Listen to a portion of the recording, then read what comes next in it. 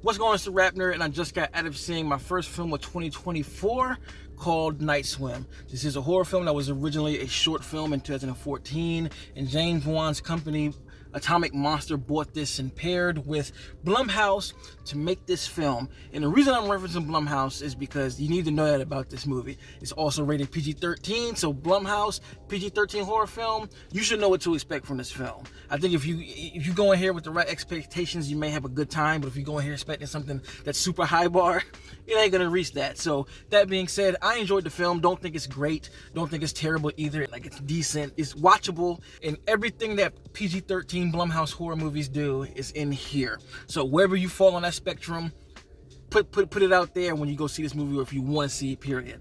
So the story follows this family that buys this house, and the pool is haunted.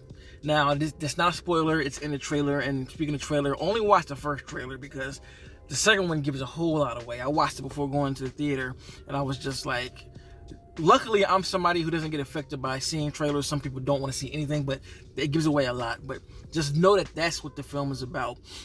And while I think it's pretty much what you would expect from the film, like I said, this is an entity movie, so it does all of the tropes that these entity movies does. You know, something happens, it starts happening more, they recognize it's an entity, and then the chaos starts to grow, and you get to a point where a character does their research, and then said character goes to see the magical person of color to find out what's going on, and then they go back home, and the third that chaos happens, checks every single one of those boxes. If you've seen an entity movie, you've seen them all. Like, it doesn't do anything different in that department. But what I do like about the film is the spin on how this family gets there, why they're doing the things they do, and just the dynamic in general. I thought that was refreshing, and to me, that's what I liked about it, because I don't think I've seen this type of movie with this type of setup with the characters, and I like that, honestly. Like, there's a big reason why the pool was a thing for the family to want. And I enjoy that they tried to make these things connect.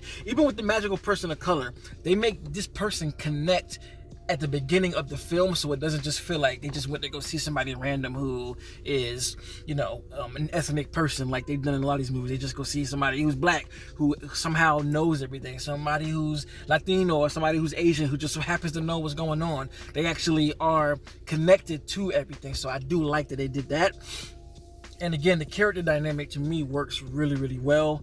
Performances are what you would expect. The horror elements are like what you can, they're not crazy. It's PG-13, so it's more of nightmarish visuals than it is anything really crazy happening. So I'm just trying to set the expectations for folks who are interested. I think it's just a popcorn horror film that's not made to do anything but just provide a little entertainment. And honestly, I was entertained by it. I like entity horror films. These are kind of movies that I used to watch all the time growing up on the Sci-Fi Network, where either the edited rated R versions were shown on TV. This is one you can just watch and have fun with if you like them. Like, I'm not saying that this is something that everyone's gonna love, because obviously it's not crazy at all, but I do appreciate the differences in what they tried to do. So I wasn't going to get into the setup here, but might as well, because just so you can know a little bit more. So the family, right? Wyatt Russell's character, he's the main character. He's the dad here. It's a dad, a mom, 2 kids, right? I said 2 and did this. These 4 in the family, and the dad is an MLB player who is retired because of an injury. So he's seeking physical therapy, and part of his physical therapy is hydrotherapy, right?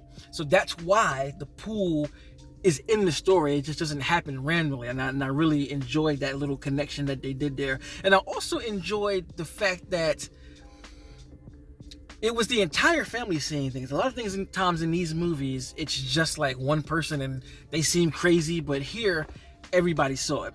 And also, I can say this movie might have been a little more effective for me personally, because I am pretty scared of like bodies of water.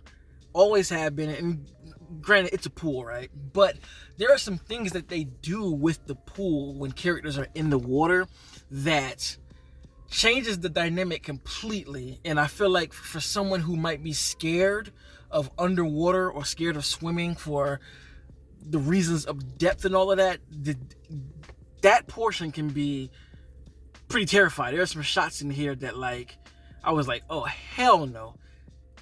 This is why I don't go in the deep end. So it definitely would be more effective for folks who are affected by water and bodies of water and the unknown of that kind of thing, because it definitely hones in on that. If you're interested in it, I'd say give it a watch if you got some time and you want to see a new horror film to kick off your year, and you're not looking for nothing that's too deep, or you can just watch and take for surface value with a bag of popcorn. This might be one for you. But if not, you know the deal. If you don't watch PG-13 movies that are horror specifically, or you're not into any of the Blumhouse movies, this film is not going to turn you over a new loop. This is nothing like The Black Phone, Insidious, Get Out. It ain't on that tier. You know, this is more along the lines of like The Bye Bye Man. There's a movie called Unseen that released last year. Five Nights at Freddy's, that's Blumhouse, right? I believe so. It's in that range of films opposed to the ones I just named. So if you are interested in and like watching those movies just to have a good time, definitely go see it. If not, don't. If you like this kind of content, make sure to like and subscribe. And if you already are subscribed, thank you.